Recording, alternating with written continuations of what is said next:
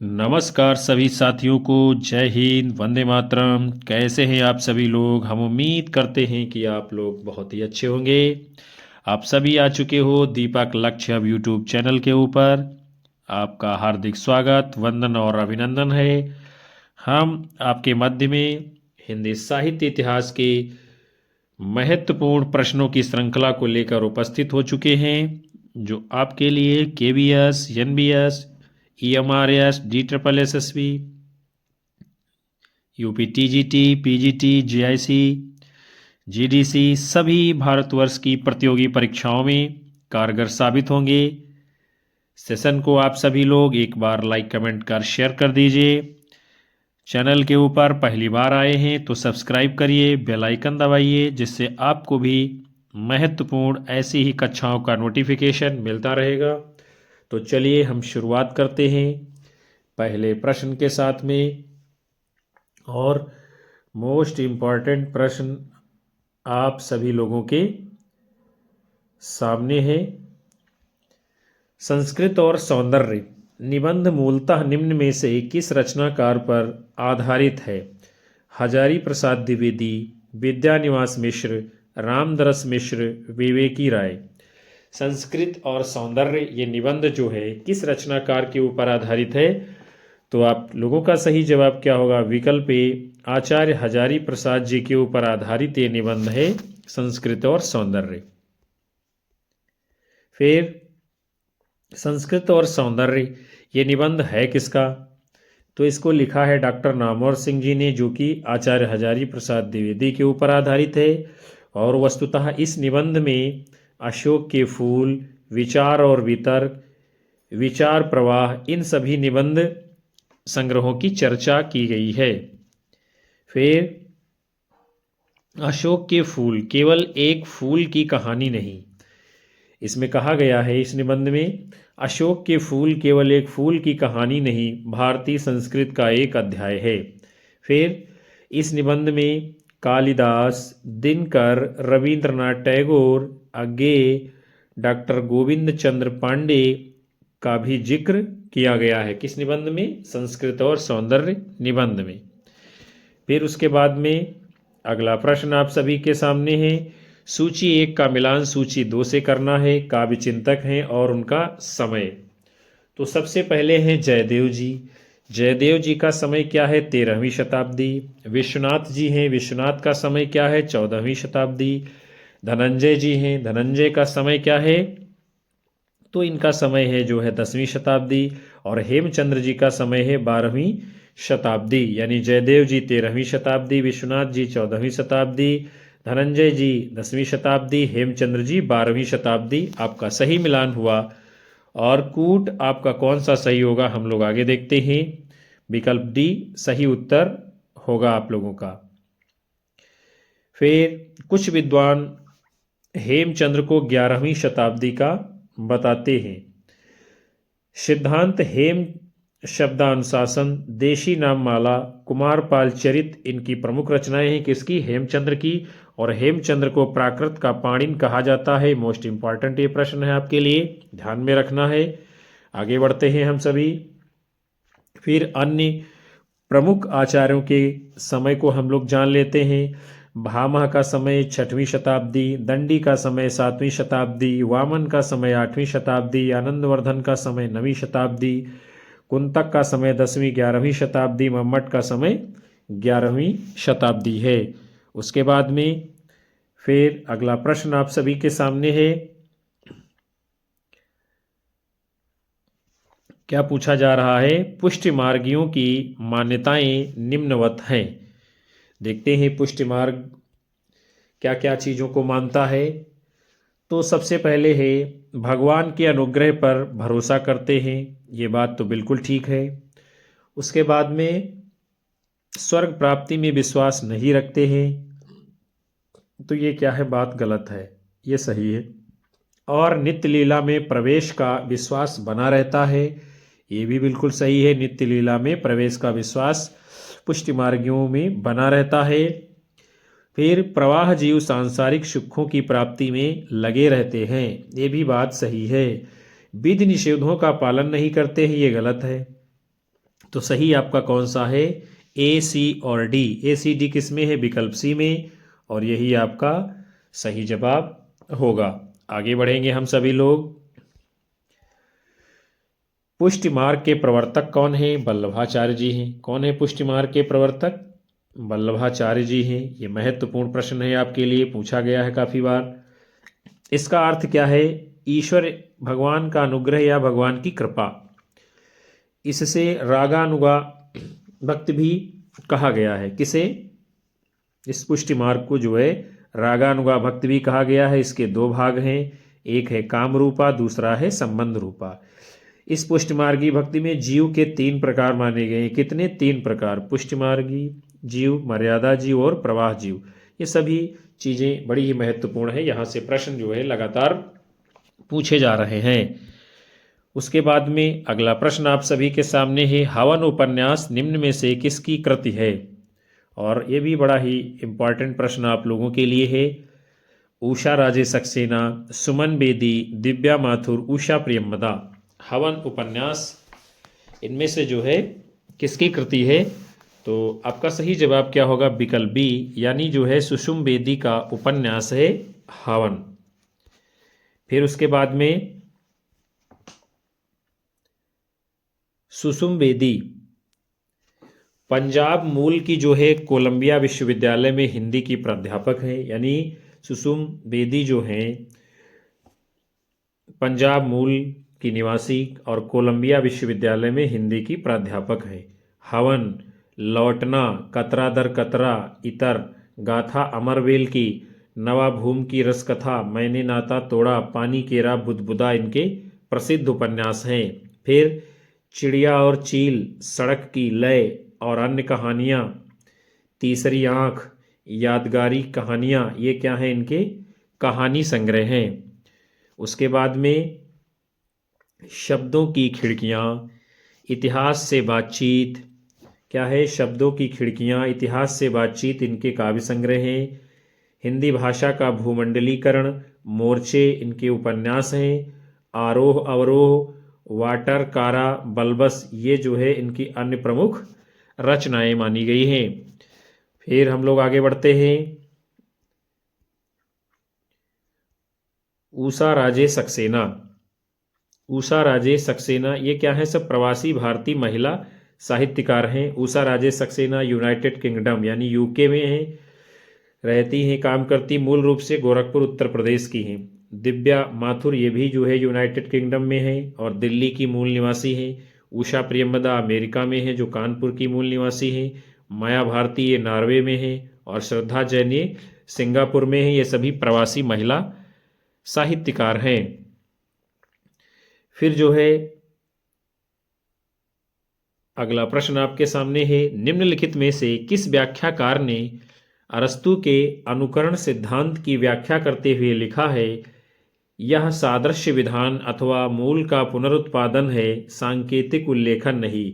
Atkins, Gilbert, stock, James, butcher. यानी ये किसका कथन है?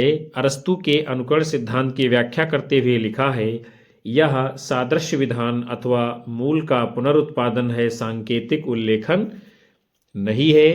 तो ये कथन किसका है? विकल्प डी, यानी कि बूचर ने लिखा है अरस्तु के अनुकरण सिद्धांत के विषय में। आगे बढ़ेंगे हम लोग। बूचर के अनुसार कोई भी कलाकृति, क्या कहते हैं बूचर? कोई भी कलाकृति मूल वस्तु का पुनरुत्पादन जैसी वह होती है वैसी नहीं है, अपितु जैसी वह इंद्रियों को प्रतीत होती है वैसा करती है। वस्तुतः कला का संवेदन तत्वग्राहिणी बुद्धि के प्रति नहीं, अपितु भावुकता और मन की मूर्ति विधानी शक्ति के प्रति होती है। अरस्तु के अनुकरण सिद्धांत के जो प्रमुख व्याख्याकार हैं प्रोफेसर गिलबर्ट मरे कहते हैं, इन्होंने अनुकरण की व्युत्पत्ति मूलक व्याख्या की। इनके अनुसार कवि शब्द के पर्याय में ही अनुकरण की धारणा निहित है, किंतु अनुकरण का अर्थ सर्जना या अभाव नहीं है। फिर स्टॉक जेम्स क्या कहते हैं? अनुकरण का अभिप्राय है साहित्य में जीवन का वस्तुपरक अंकन, जिसे हम अपनी भाषा में जीवन का कलात्मक पुनर्निर्माण कहते हैं। हम सभी लोग फिर अगले प्रश्न को देखते हैं। क्या है? थियोसॉफिकल सोसाइटी की पहली शाखा भारत में कहाँ खुली? ये भी बड़ा ही महत्वपूर्ण प्रश्न है आप लोगों के लिए। मद्रास, बम्बई, कलकत्ता, बनारस। थियोसॉफिकल सोसाइटी की पहली शाखा जो है भारत में कहाँ खुली है? तो आप लोगों का सही जवाब होगा विकल्प ए, मद्रास में थियोसॉफिकल सोसाइटी की पहली शाखा भारत में खुली गई है। उसके बाद में थियोसॉफिकल सोसाइटी की स्थापना रूसी महिला मैडम HP ब्लावत्स्की, अमेरिकी सैनिक अधिकारी कर्नल अल्काट विलियम क्वानजज अन्य द्वारा 1875 में न्यूयॉर्क में की गई थी। इस सोसाइटी को 1882 ईस्वी में भारत मद्रास के आसपास अड्यार में स्थापित किया गया था, जो थियोसॉफिकल सोसाइटी का मुख्यालय भी बन गया। 1889 में श्रीमती एनी बेसेंट इसकी सदस्य बनी तथा 1893 में भारत सरकार यानी भारत आकर सक्रिय भूमिका भी निभाई। उसके बाद में अगला प्रश्न आपके सामने है। प्रकाशन वर्ष के अनुसार इन उपन्यासों को पहले से बाद के क्रम में लगाना है यानी व्यवस्थित करना है। भूले बिसरे चित्र, निरुपमा, अपने अपने अजनबी, कंकाल, मुर्दाघर। तो देखते हैं हम लोग क्या इसका क्रम होगा। सबसे पहले आएगा कंकाल यानी कि डी, उसके बाद में आएगा निरुपमा अर्थात बी, फिर आएगा भूले बिसरे चित्र यानी कि ए, उसके बाद आएगा अपने अपने अजनबी अर्थात सी, फिर आएगा मुर्दाघर यानी कि ई। DBACE ये आपका क्रम कूट के रूप में उत्तर आपका माना जाएगा और DBACE किस में है? विकल्प सी में आपका यही जवाब है। आगे बढ़ेंगे हम सभी लोग। अब देखते हैं इनके प्रकाशन वर्ष को, जो कि बेहद ही महत्वपूर्ण है आपके लिए। कंकाल 1929 ईस्वी जयशंकर प्रसाद का उपन्यास है। निरुपमा 1936 ईस्वी सूर्यकांत त्रिपाठी निराला का उपन्यास है। भूले बिसरे चित्र 1959 ईस्वी भगवती चरण वर्मा का उपन्यास है। अपने अपने अजनबी 1961 ईस्वी अज्ञे का उपन्यास है और मुर्दाघर 1974 ईस्वी जगदम्बा प्रसाद दीक्षित जी का उपन्यास है। हम सभी लोग आगे बढ़ते हैं। फिर देखते हैं हम लोग वैश्या जीवन यानी देह व्यापार पर केंद्रित उपन्यास मुर्दाघर, शेष कादम्बरी अलका सरावगी, सलाम आखिरी मधु काकरिया, आज बाजार बंद है मोहनदास नैमिषराय। तो ये सभी किस प्रकार के उपन्यास हैं? यानी देह व्यापार पर आधारित हैं, वैश्या जीवन पर आधारित हैं। मुर्दाघर, शेष कादम्बरी, अलका सरावगी, सलाम आखिरी मधु काकरिया, आज बाजार बंद है मोहनदास नैमिषराय। फिर जगदम्बा प्रसाद दीक्षित के अन्य उपन्यास हैं कटा हुआ आसमान, अकाल। अज्ञे जी के अन्य उपन्यास हैं शेखर एक जीवनी, नदी के द्वीप। फिर हम लोग देखते हैं भगवती चरण वर्मा जी के अन्य महत्वपूर्ण उपन्यासों को। पतन, चित्रलेखा, 3 वर्ष, टेढ़े मेढ़े रास्ते, आखिरी दांव, सामर्थ्य और सीमा, सीधी सच्ची बातें, चाणक्य, धुप्पल इत्यादि।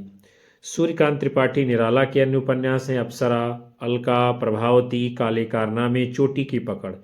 जयशंकर प्रसाद के अन्य उपन्यास हैं तितली और अपूर्ण उपन्यास इनका है, उसका नाम क्या है? इरावती। फिर अगला प्रश्न आपके सामने है, निम्न में से हिंदी भाषा में सबसे पहला खेला गया मंचित नाटक कौन सा है? और बेहद ही आपके लिए इम्पॉर्टेंट प्रश्न है। हिंदी भाषा में सबसे पहले खेला गया नाटक कौन सा है? विद्यासुंदर, नहुस, शकुंतला, जानकी मंगल। तो क्या होगा आपका सही जवाब इस प्रश्न के लिए? विकल्प डी उत्तर माना जाएगा। हिंदी भाषा में खेला गया सबसे पहला नाटक कौन सा है? जानकी मंगल। और ये नाटक किसका है? शीतला प्रसाद त्रिपाठी जी का। किसका नाटक है ये? शीतला प्रसाद त्रिपाठी जी का। इस नाटक में जो है भारतेंदु जी ने लक्ष्मण की भूमिका निभाई है और ये नाटक 1868 ईस्वी में बनारस में मंचित हुआ था। कब? 1868 में। कहाँ? बनारस में मंचित हुआ था। नहुस नाटक की रचना बाबू गोपाल चंद्र गिरधर दास ने की है। किसने की है? बाबू गोपाल चंद्र गिरधर दास ने, जो कि भारतेंद्र हरिश्चंद्र के पिता थे। भारतेंद्र हरिश्चंद्र जी ने नहुस को प्रथम नाटक, शकुंतला राजा लक्ष्मण सिंह को द्वितीय नाटक, विद्यासुंदर को तृतीय तथा तप्ता संवरण लाला श्रीनिवास दास को हिंदी का चौथा नाटक माना है। किसने? भारतेंद्र हरिश्चंद्र जी ने। फिर है किस्सा राधा कन्हैया। नाटक के रचनाकार वाजिद अली शाह हैं। कौन है? किस्सा राधा कन्हैया नाटक के रचनाकार कौन है? वाजिद अली शाह। इंदर सभा के रचनाकार हैं अमानत जी। उसके बाद में अगला प्रश्न आप सभी के सामने है, त्रासदी के संबंध में अरस्तु के काव्य चिंतन के प्रमुख बिंदु कौन कौन से हैं? देखते हैं हम लोग। त्रासदी कार्य गंभीर, स्वतःपूर्ण और निश्चित आयाम से युक्त होता है, ये सही है। फिर अगला क्या है? त्रासदी कार्य की अनुकृति है, ये भी सही है। त्रासदी ना तो कार्य व्यापार का वर्णन है ना ही प्रस्तुति है, ये गलत बात है। फिर अगला कथन है, त्रासदी के 4 अंग अनिवार्य अंग हैं, कथानक, चरित्र, पदावली और गीत। ये बात भी क्या है? अरस्तु नहीं मानते हैं, क्योंकि उन्होंने अलग अंग बताए हैं। फिर है करुणा के द्वारा मनोविकारों का उचित विरेचन त्रासदी का कार्य होता है, ये भी सही है। तो ए, बी, ई अरस्तु के त्रासदी के विरेचन के संबंध में सही है। किसमें है? विकल्प बी आपका कूट उत्तर के रूप में होगा। फिर हम लोग आगे बढ़ते हैं। त्रासदी के जो है 6 तत्व माने हैं। किसने हैं? कितने तत्व हैं? 6 तत्व माने हैं त्रासदी के। कथानक यानी कि कथा वस्तु, चरित्र अर्थात पात्र, विचार यानी चिंतन, पद विन्यास यानी शब्द संगठन, गीत तथा दृश्य विधान यानी कि अभिनय। और वहां पर विकल्प में 4 दिया था, इसीलिए वो विकल्प आपका गलत था। फिर अगला प्रश्न है रचना और रचनाकार। और बहुत ही शानदार रचनाएं हैं जो लगातार पूछी जा रही हैं। ब्योमकेश दरवेश, ये रचना किसकी है? ब्योमकेश दरवेश विश्वनाथ प्रसाद त्रिपाठी की। कलम का मजदूर, ये रचना किसकी है? मदन गोपाल की। फिर है घर का जोगी जोगड़ा, ये रचना किसकी है? काशीनाथ सिंह जी की। और आवारा मसीहा किसकी है? विष्णु प्रभाकर जी की। तो आपका सही मिलान यहाँ पे कर दिया गया है। और हम लोग देखते हैं कूट आपका कौन सा सही होगा। विकल्प बी माना जाएगा सही उत्तर इसका। फिर है कलम का मजदूर। प्रेमचंद 1964 में अंग्रेजी में तथा 1965 में हिंदी में प्रकाशित मदन गोपाल द्वारा रचित प्रेमचंद की ये क्या है? जीवनी है। फिर उसके बाद में ब्योमकेश दरवेश विश्वनाथ त्रिपाठी द्वारा रचित आचार्य हजारी प्रसाद द्विवेदी की ये क्या है? इसमें जीवनी है। आवारा मसीहा 1974 में प्रकाशित शरद चंद्र के जीवन पर आधारित विष्णु प्रभाकर द्वारा रचित जीवनी है। और बेहद ही महत्वपूर्ण ये सभी प्रश्न हैं, सभी पूछे गए हैं बार बार एग्जाम में। उसके बाद में घर का जोगी जोगड़ा 2006 ईस्वी में प्रकाशित काशीनाथ सिंह द्वारा रचित ये क्या है? संस्मरण है। इसके अनुक्रम है जियनपुर, गरवीली गरीबी राह, घर का जोगी जोगड़ा। परिशिष्ट में नामवर सिंह से काशी का वर्णन है। नामवर सिंह से काशी का वर्णन है। घर का जोगी जोगड़ा क्या है? संस्मरण है। और ये भी बड़ी ही महत्वपूर्ण रचना है। फिर हम लोग आगे बढ़ते हैं। अगला प्रश्न है ईश्वर को पाने का एकमात्र उपाय ये है कि उसे उसकी सृष्टि में देखा जाए और इस सृष्टि से एकात्म स्थापित किया जाए। कथन किसका है? रविन्द्रनाथ टैगोर, महात्मा गांधी, महर्षि अरविंद, बाल गंगाधर तिलक। किसका कथन है ये? तो आपका जवाब होगा विकल्प बी, महात्मा गांधी का कथन है। ईश्वर को पाने का एकमात्र उपाय ये है कि उसे उसकी सृष्टि में देखा जाए और इस सृष्टि से एकात्म स्थापित किया जाए। हम लोग अगले क्रम की ओर बढ़ते हैं। गांधी जी आगे लिखते हैं, मेरे लिए ईश्वर सत्य और प्रेम है। मेरे समरूप अनुभव ने मुझे ये अटल विश्वास पैदा कर दिया है कि सत्य के अतिरिक्त और कोई ईश्वर नहीं है। गांधी जी मानते हैं कि जब भी आप सत्य को ईश्वर के रूप में पाना चाहें, इसका अचूक साधन है प्रेम अर्थात अहिंसा। फिर अगला महत्वपूर्ण प्रश्न आप सभी के सामने है, मिथक के संबंध में उचित कथन कौन से हैं आपको देखना है, बताना है। मिथक तो सबसे पहले है, मिथक संपूर्ण मानवता के शताब्दियों में सारभूत अनुभव का पुंज है और अवचेतन में सुषुप्त होने के बावजूद कई क्षेत्रों में हमारा प्रत्यक्ष अप्रत्यक्ष रूप से नियमन करते हैं। ये बात क्या है, बिल्कुल ठीक है। फिर अगला है, मिथक में ज्ञानेंद्रियों के जटिल और वैधव्यपूर्ण आद्य अनुभव पुंज निहित नहीं होते हैं। ये बात गलत है। अगला कथन है, बच्चन सिंह के अनुसार मिथकों से अति प्राकृत तत्व अनुष्ठान, आख्यान, बिंब और प्रतीक, इन 5 तत्वों को ग्रहण किया जाता है। तो ये क्या है, बात सही है। बच्चन सिंह के अनुसार मिथकों से अति प्राकृत तत्व, अनुष्ठान, व्याख्यान, बिंब, प्रतीक, इन 5 तत्वों को ग्रहण किया जाता है। फिर अगला है, हिंदी में मिथक के लिए पुरावृत्त और पुराकथा, पुराख्यान शब्द प्रयुक्त होते। ये भी बिल्कुल सही है। हिंदी में मिथक के लिए पुरावृत्त, पुराकथा, पुराख्यान शब्द प्रयुक्त होते हैं।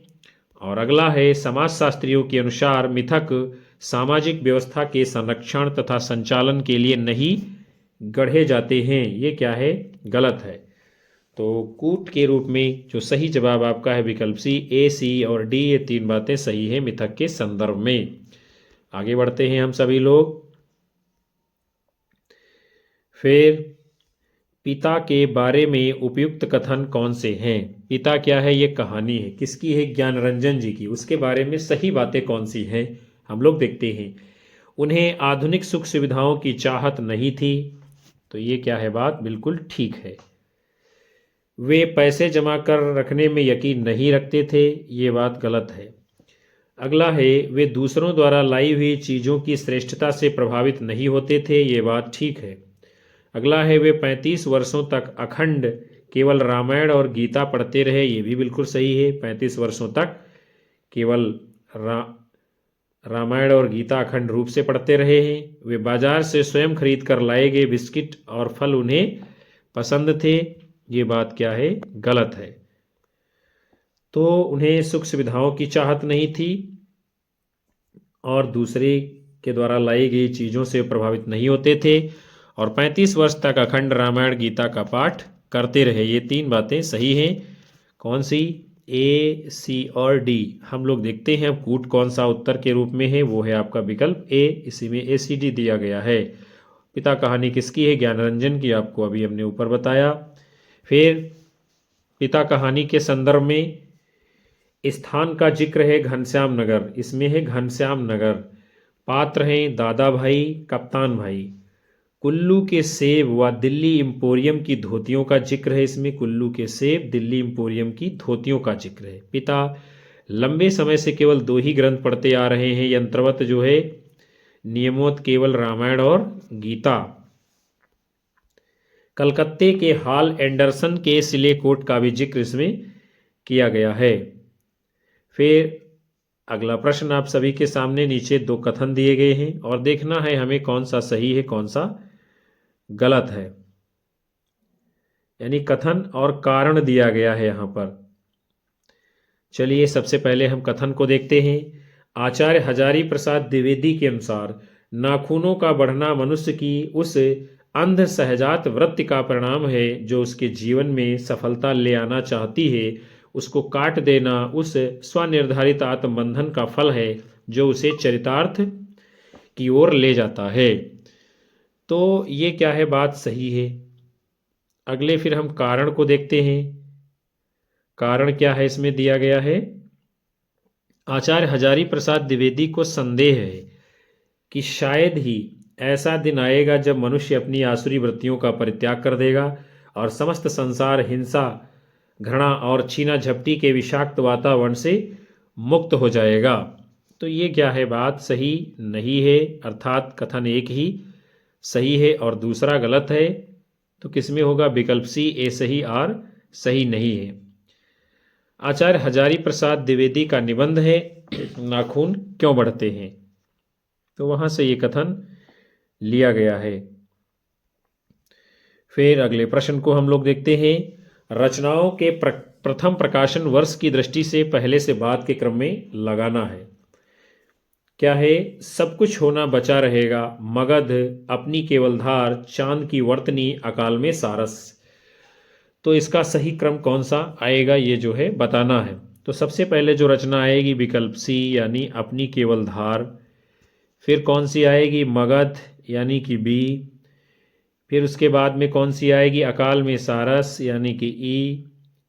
फिर आएगा सब कुछ होना बचा रहेगा अर्थात ए। फिर आएगा चांद की वर्तनी अर्थात डी। तो सी, बी, ई, ए, डी ये आपका सही जवाब है। किसमें है? विकल्प सी में आपका कूट सी उत्तर माना जाएगा।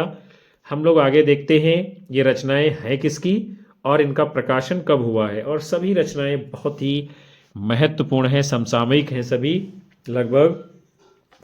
तो सबसे पहले है अपनी केवलधार। इसका प्रकाशन है 1980 ईस्वी और किसकी रचना है? अरुण कमल जी की। फिर है मगध, इसका प्रकाशन वर्ष है 1984 ईस्वी। किसकी रचना है? श्रीकांत वर्मा की। अकाल में सारस, इसका प्रकाशन वर्ष है 1988 ईस्वी और रचनाकार कौन है? केदारनाथ सिंह। आप जानते हैं ये तीनों रचनाएं पहले से कि किसकी थीं।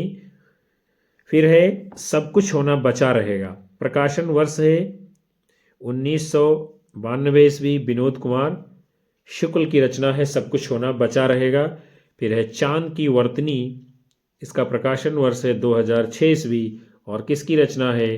राजेश जोशी की। तो अपनी केवलधार अरुण कमल, मगध श्रीकांत वर्मा, अकाल में सारस काशीनाथ सिंह, सब कुछ होना बचा रहेगा केदारनाथ विनोद कुमार शुक्ल और चांद की वर्तनी राजेश जोशी की रचना है। आगे बढ़ते हैं हम सभी लोग। फिर अरुण कमल की जो है काव्य रचनाओं को हम लोग देखते हैं। सुबूत, नए इलाके में, पुतली में संसार, मैं वो शंख, महाशंख श्रीकांत वर्मा की काव्य रचनाएं हैं। भटका मेघ, दिनारंभ, माया दर्पण, जलसाघर केदारनाथ सिंह की रचनाएं हैं। अभी बिल्कुल अभी, जमीन पक रही है, यहाँ से देखो, उत्तर कबीर और अन्य कविताएं। फिर उसके बाद में राजेश जोशी जी की काव्य रचनाओं को हम लोग देखते हैं जो कि बहुत ही महत्वपूर्ण हैं। एक दिन बोलेंगे पेड़, मिट्टी का चेहरा, नेपथ्य में हंसी, दो तीर्थ के बीच। फिर विनोद कुमार शुक्ल की काव्य रचनाएं हैं लगभग जय हिंद, कविता से लंबी कविता, आकाश धरती को खटखटाता है, कभी के बाद अभी। और ये सभी रचनाएं बहुत ही इम्पॉर्टेंट हैं आपके लिए, आपके आने वाली आगामी परीक्षाओं के लिए। तो प्यारे विद्यार्थियों और साथियों, आज के इस महत्वपूर्ण सेशन को हम यहीं पर समाप्त करते हैं, जिसके अंतर्गत आप सभी लोगों ने हिंदी साहित्य इतिहास के महत्वपूर्ण मॉडल पेपर को देखा, जाना, समझा। हमें उम्मीद है ये सेशन आप सभी लोगों को पसंद आया होगा। कक्षा को लाइक करिए, हाइप अवश्य कीजिए और अपने साथी मित्रों को शेयर करिए। हमारे चैनल से जुड़ते रहिए। आप सभी लोगों का प्यार मिलता रहेगा, हमारा मनोबल बढ़ता रहेगा और हम आप लोगों को लगातार कक्षाएं देते रहेंगे। उन सभी विद्यार्थियों का, साथियों का हार्दिक आभार, धन्यवाद जो अंत तक सेशन को वॉच करते हैं। मिलेंगे आप सभी को पुनः से नए मॉडल पेपर में हम। तब तक के लिए आप सभी को नमस्कार, जय हिंद, वंदे मातरम, बाय बाय, शुभ रात्रि आप सभी लोगों को विद्यार्थियों।